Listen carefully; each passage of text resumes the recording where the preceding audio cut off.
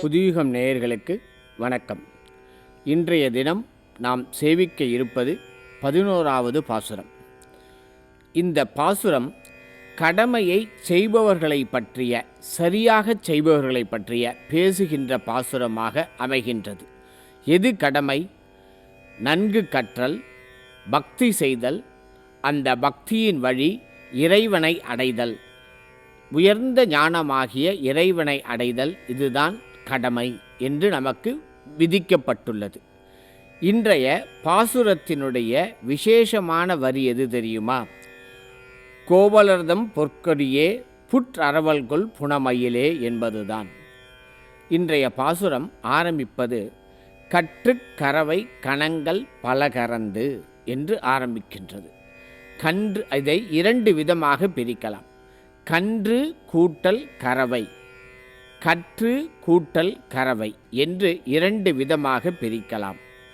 ஒன்று கன்று கூட்டல் கரவை. ஆயர்பாடியிலே பலவிதமான பசுக்கள் கன்றுகளை ஈன்று பால் கொடுக்கும் விதத்திலே அதிகமான பாலை சொரிகின்ற இடத்திலே இருக்கின்றதாம். அப்படிப்பட்ட பசுக்களிடமிருந்து பாலினை கறக்கும் திறன் பெற்றவர்களாக இந்த ஆயர்பாடி கோபியர்கள் இருக்கின்றார்களாம். அடுத்து கற்று கூட்டல் கரவை என்பது குருவிற்கும் சிஷ்யனுக்கும், அதாவது ஆசிரியருக்கும் மாணவருக்குமான உள்ள உறவை பற்றி பேசுகின்றது. எப்படி பசுக்கள் மடியிலே பால் சுரந்து வைத்திருக்கின்றதோ அப்படிப்பட்ட பசுக்களிடம் சென்று பாலினை கறந்து கொண்டு வருகின்றார்களோ ஆயர்பாடியிலே இருக்கின்ற ஆயர்கள், அதுபோல நாமும் நன்கு கற்று ஞானத்தை தன் மடியிலே வைத்திருக்கின்ற ஆசிரியர்களை, ஆச்சாரியன்களை அடைந்து அவர்களிடமிருந்து நாம் ஞானமாகிய அறிவினை பெறுவதற்கு தெரிந்து கொள்ள வேண்டுமாம் இந்த ஆயர்பாடி கோபியர்களிடமிருந்து. அதுதான் கற்று கரவை என்று பிரித்து சொல்வது. நாமும் நல் ஆசிரியர்களிடம் சென்று அவர்களிடம் இருந்து ஞானத்தை பெறுவதற்கு, பாடத்தை கற்பதற்கு நாம் தெரிந்து கொள்ள வேண்டும் என்பதைத்தான் கற்று கரவை கணங்கள் பலகரந்து என்கின்ற வரியின் மூலமாக கோதை இன்று பேசுகின்றார்.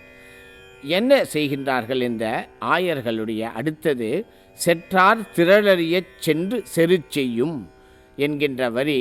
அதாவது பகைவர்களை அவர்களிடத்திற்கே சென்று அவர்களுடைய பகைமையை, அவர்களுடைய வலிமையை மட்டும் அழித்துவிட்டு திரும்பி விடுவார்களாம் இந்த ஆயர்கள்.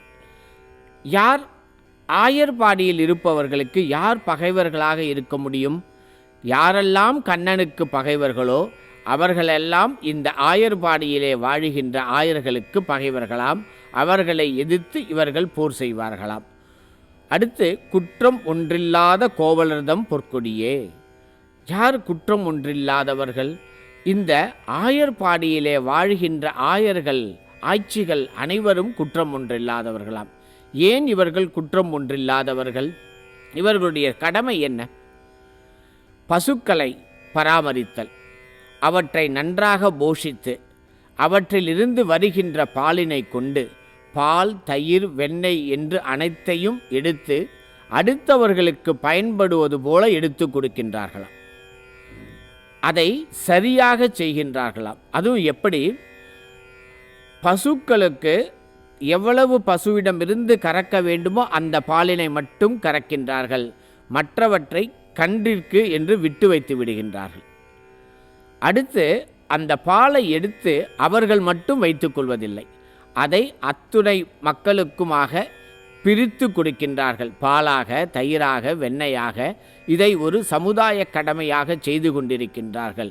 இப்படி தனது கடமையை சரியாக செய்வதால் இவர்கள் குற்றம் ஒன்றில்லாத கோவலர்களாம். இன்றைக்கி நம்ம பசு மாடெல்லாம் கறந்து எல்லாம் செய்கிறாங்க. இன்றைய நிலைமையை அன்றைய ஆயர்பாடியோடு சற்று சிந்தித்து பார்க்க வேண்டும். என்ன செய்கின்றார்கள்? இன்று பசுக்களிடமிருந்து மெஷினை வைத்து கொண்டு பால் கறக்கின்றார்கள். அந்த கன்றுக்கு சிறிது கூட வைக்காமல் நமது சுயநலத்திற்காக பாலினை கறக்கின்றார்கள். அது மட்டுமா, பசுக்களுக்கு இனப்பெருக்கம் செய்வது கூட செயற்கை முறையிலே செய்து ஒரு உயிரினத்திற்கு கிடைக்க வேண்டிய அடிப்படை உரிமையை கூட தடுக்கின்றோம் நாம் இன்று.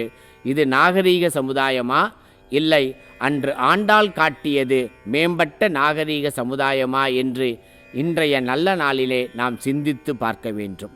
அடுத்து, புற்றரவல்குள் புலமயிலே போதராய். புற்று கூட்டல் அரவு என்னன்னா, ஒரு பாம்பு புற்றுக்குள்ளே புகும்போது நல்லா படமெடுத்து அப்படி விரிந்து நிற்கும். அது புற்றிற்குள் போகும்போது என்ன செய்யும்னா, தான் தலையை குறுக்கி அப்படியே சிறியதாக்கி கொண்டு புற்றிற்குள் செல்லும். அப்படி புற்றிற்குள் செல்லுகின்ற பாம்பினை போல் சிறுத்த இடையுடைய, அல்குல்னா இடை, இடையுடைய புனமயிலே, மயில் போன்ற அழகிய சாயை உடைய பெண்ணே என்று ஆண்டாள் நாச்சியார் கோபியரை பற்றி பேசுகின்றாள்.